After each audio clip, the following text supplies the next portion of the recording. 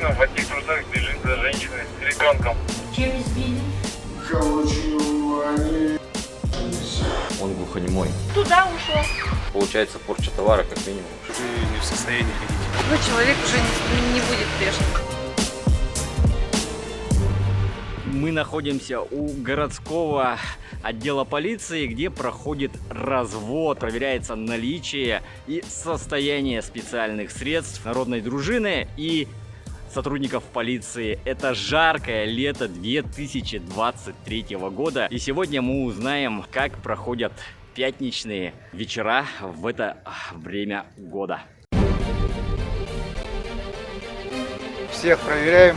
Когда проверяем, обязательно проверяем через базу данных. На улицах нашего города Якутска, как говорится, сезонные преступления есть.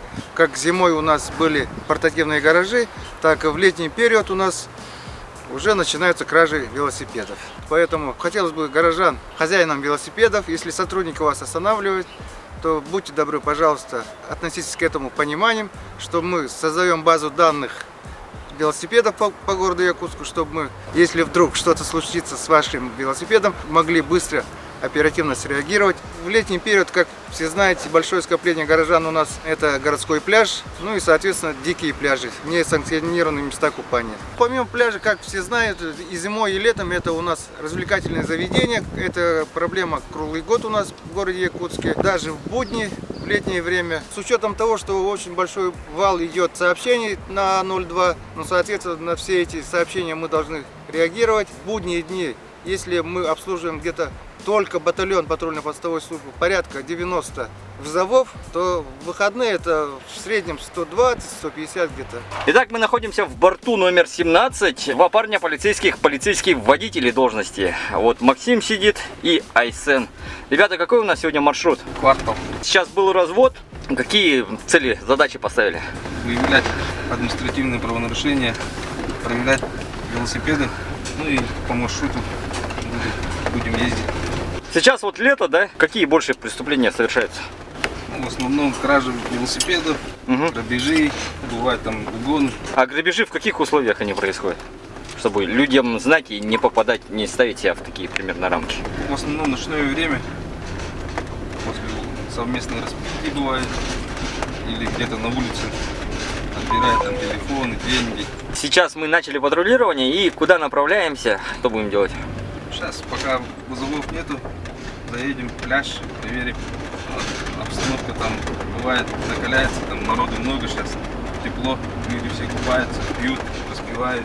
Напиваются и где-нибудь там валяются. В такую жару бывает, там они умирают. Практически сейчас каждый день 2-3 трупа есть. Да ладно, от жары, да? От жары. Пьянствует, сердце не выдерживает. Умирает. Какой кошмар. А какие действия вот производим? Мы пьяного находим вот на тротуаре, да? Дальше что? Вызываем скорую. Если скорая подтверждает, что если задержаться может, то доставляем через Красную Якутию в отдел полиции. Вообще, на твой взгляд, нужен ли медицинский вытрезвитель? Сейчас в обществе идет такое обсуждение большое.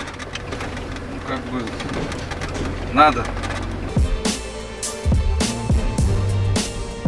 Проехали дамбу, вроде все спокойно, люди, видимо, испугались облаков, не так много народу и по внешнему, скажем так, состоянию все нормальные.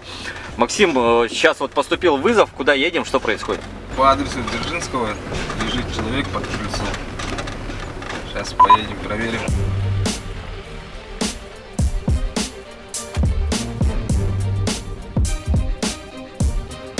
Произошел типичный вызов. Сообщили о том, что под крыльцом дома торговли лежит пьяный гражданин.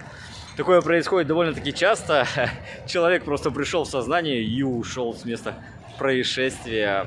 Множество вызовов происходит на самом деле подобного толка. Ребята обязаны реагировать на все.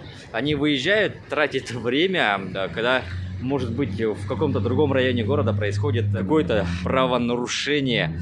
Может быть, на мой взгляд, какая-то проблема в количестве патрулей, потому что у нас город разрастается, особенно в выходные происходит очень много происшествий, и ребята, на самом деле, они тратят личное время, то есть это не рабочее время, вот, когда выходят на усиленный патруль. То есть, в принципе, мне кажется, об этом стоит задуматься. Охранник вызвал наряд, сообщил, что мужчина лежал довольно-таки продолжительное время, около часу. Ну, видимо, опять же, пришел в себя и ушел. Ну вот, пока искали правонарушителя, поступил еще вызов, в принципе, с того же места, откуда мы уезжали. Айсен, расскажи, что там произошло?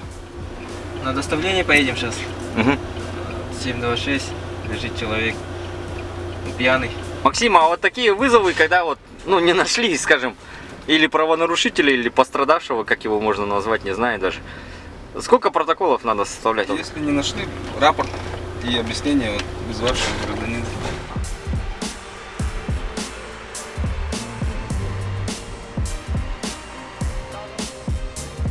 Пеший патруль обнаружил лицо в алкогольном состоянии, передали нашему патрулю. Сейчас будет доставка такой гевелерии или как там.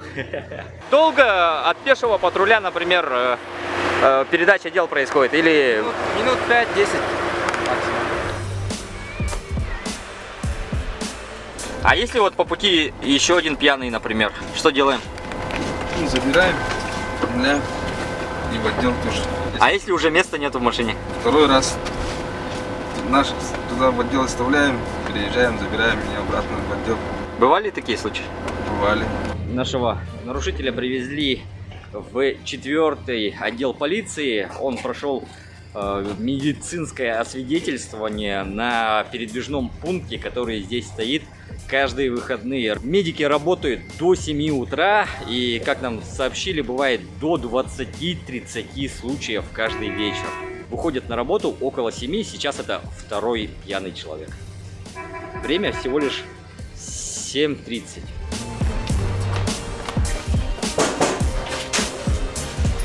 Нашего героя провели обследование, у него больше 1,067 промилле, допустимая норма 0,064. Ну, то есть человек пьяный, сейчас у него будет штраф и отвезут в терях.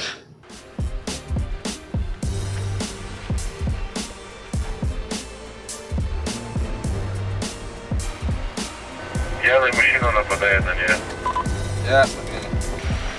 Пока доставляли этого товарища, поступил еще один вызов по нашему участку о том, что пьяный мужчина нападает на продавщицу магазина. Сейчас вот едем, буквально видели, как тоже пьяные ходят по окрестностям. В принципе, нужно реагировать на все. Однако, так как были заняты, мы просто тупо не успеваем. Сейчас очень быстро постараемся подъехать. Ребята, вот мы понимаем же, да, что как бы потеряли много времени, да? Как в таких случаях вообще происходит дело? Вызывавшие люди, конечно, жалуют. Долго едет. Что полезно? Не супер место. Все успеть невозможно, да? Успеть невозможно.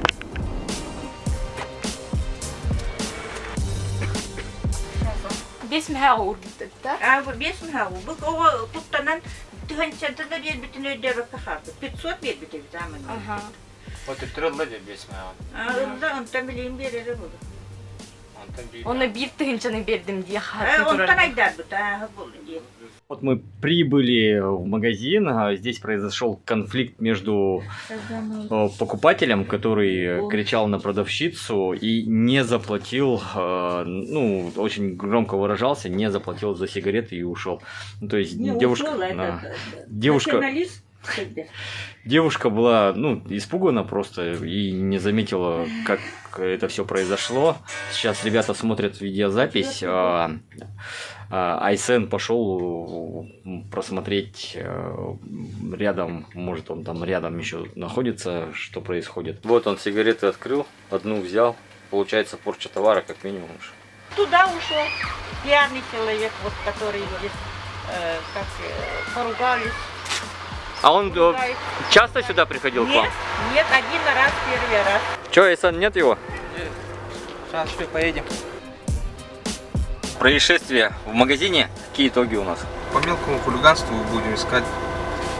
По району покатаемся, посмотрим. А заявление написала продавщица? От заявления отказалась. Ну, на всякий случай лучше этого, да? Да, человек неадекватный, ведет себя крайне агрессивно. 9 часов, продолжительный такой период, не было каких-то происшествий, так называемый тихий час. Я поеду к себе домой, поем и пересяду на ночной патруль. Ребята работают, ну у них пересекается время, конечно, но те чуть попозже выходят и уже будут до конкретного утра ездить. Ну, посмотрим, что будет ночью. Время примерно 11 вечера. Инспектор ППС Василий и водитель Николай. Прошел дождик, такой маленький, да? Наша жаркая погода немножко стала прохладней. Возле дома их там на улице лежит женщина. Вот, выехали и сразу фактически вызов, пьяный. Приехали коллеги, нам дали отбой. Едем за надзором. Сейчас вот едем на надзор, да, это бывшие уголовники всякие разные, которые под условным или за которыми наблюдают, да? Да. Которые перед пересечением после 10 должны дома находиться. Нам дают бумажки, по графику. Вот обязательно, чтобы где-то ночью, да, чтобы проверить, Да, что... с 10 вечера до утра получается. А если их дома нет, то что? Пишем соответствующую бумагу. А если он пьяный? Им пьянствовать можно? Им нельзя бить, ага, за нарушение. Вот, который поедем, что они натворили? Кто... Получается гражданин, ранее судимый по 158 часть 4. Это какая? Кража. Хорошо.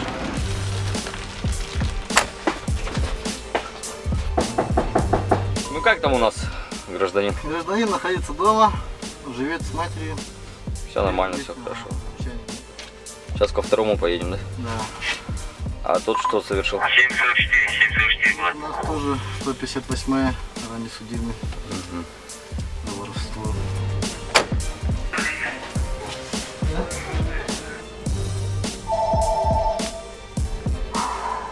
Видимо, их дома нету.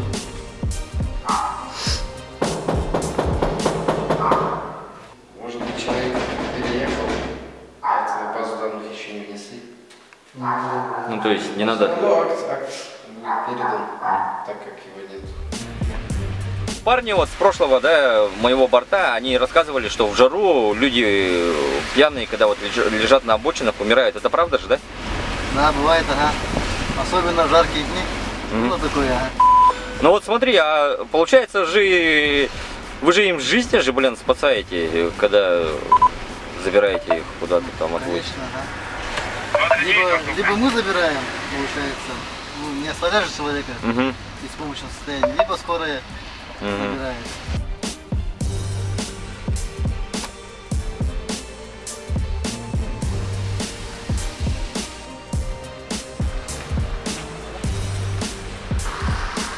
Ну, все признаки опьянения есть. Сейчас поедем на свидетельствование, проверим. Можно промиллить у него в выдыхаемом воздухе. Соответственно, штраф. И отвезем его в медвотрезвитель. До утра будет спать там. А если мест нету? Если мест нету, то в отделе оставим. А поночует и до утра. А есть связь какая-то с теряхом? Теряхом номер дежурной части есть, ага, такой охранник. Можем позвонить, узнать. А зависит ли вообще вот вести его в терях или оставлять в отделе от количества выпитого от промилле? Нет.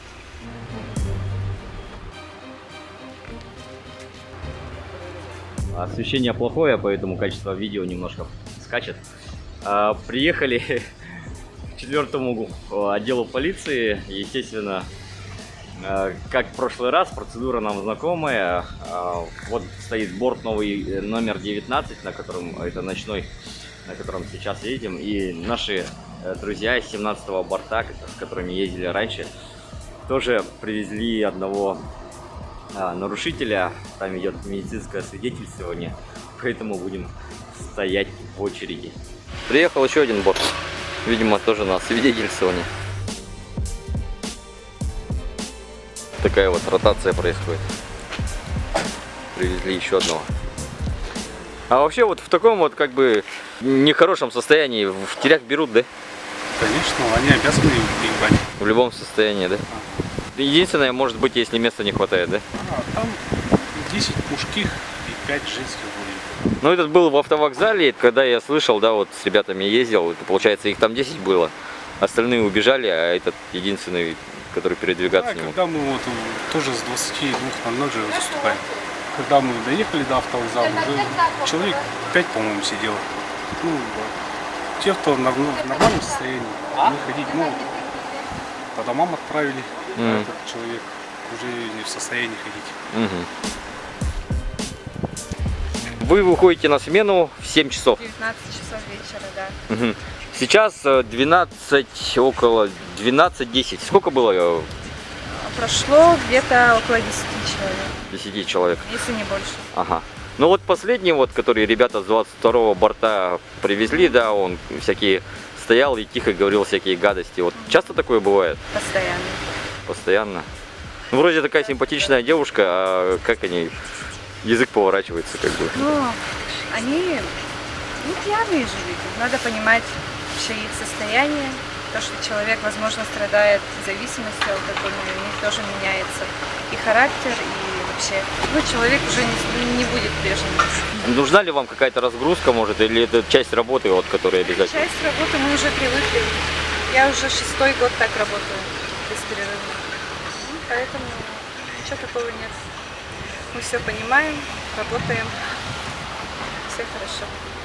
Ну вот, мы передали нарушителя нашего другому борту, с которым, кстати, ездил я раньше, потому что им все равно ехать в тирях. Ребята, сейчас куда мы поедем, что будем делать? Обход патруля сделаем, маршруты патрулирования. Проведем профилактику. По центральному району, я так понял, вы больше ездите, да? Да. Есть ли разница по разным вызовам в зависимости от района следования, ну, маршрута? Сильно сказать нет, наверное. Потому что у нас, допустим, у нас вызова бывает, большинство шумят. Шумит молодежь на улице, во дворах. Ну да, это центральный район, а по окраинам там, наверное, семейно-бытовые ссоры, вот это вот все.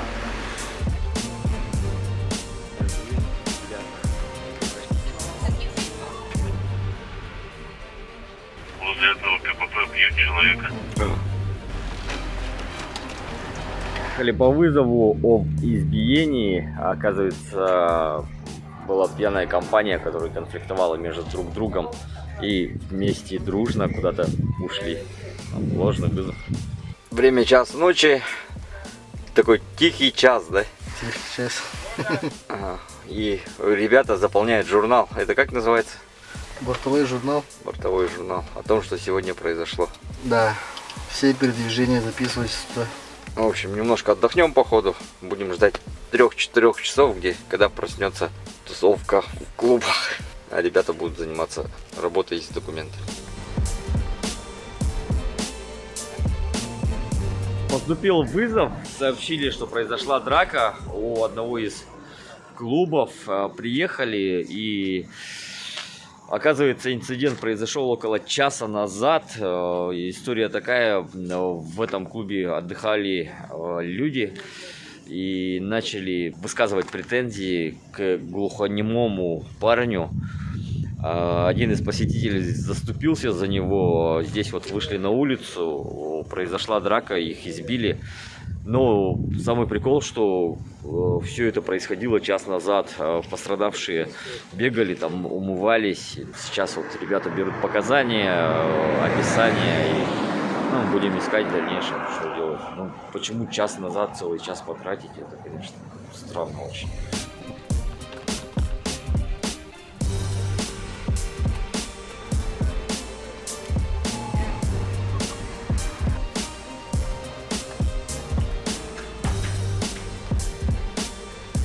Далеко отъехали от этого места.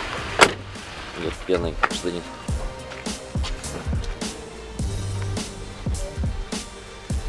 Может, ты человека избил, надо показать тебе. Он и есть, Зинчик, он и есть. Кстати, да. Да, он его убил, кстати. Он в другой одежде был.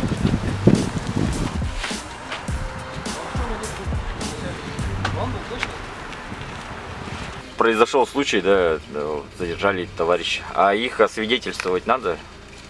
Нет? Кого? Ну вот задержанного. Да, надо. А потерпевших? Нет. Задержанного привезли к 4-му ГОМу. Пострадавшие будут писать заявление. Сначала он пройдет освидетельствование, ну и будет задержан, видимо, скорее всего. Два пацана молодые, короче, они... Такая странная ситуация. Один из пострадавших, у которого начался конфликт, которого ударили внутри помещения этого бара, он глухонемой. И сейчас еще один пострадавший выступает в качестве переводчика. Часть текста приходится писать полицейскому на телефоне, ну, чтобы примерно сказать ему, что как этот.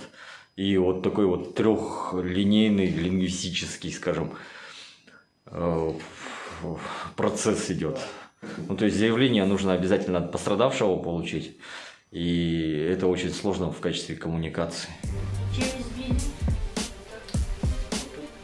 Были зафиксированы побои у наших пострадавших. Сейчас они отправятся в РБ-2, ну и, наверное, потом домой. Полиция передаст уже дело дежурному и начнется расследование. История с одним клубом закончилась. Ребята отвезут в РБ-2.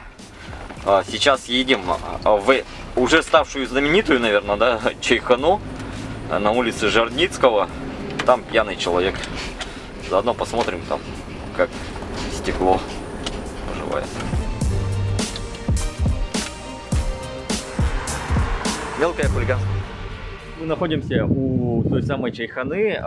Взяли мелкого хулигана. Ребята из патрульной службы пешей. Ребята его доставят на место. Ну, как видим, Чайхана работает, несмотря на разные как бы уверения о том, что все были обнаружены. В принципе, на как бы проступок одного, наверное, сотрудника не влияет на действия как бы всей закусочной, да.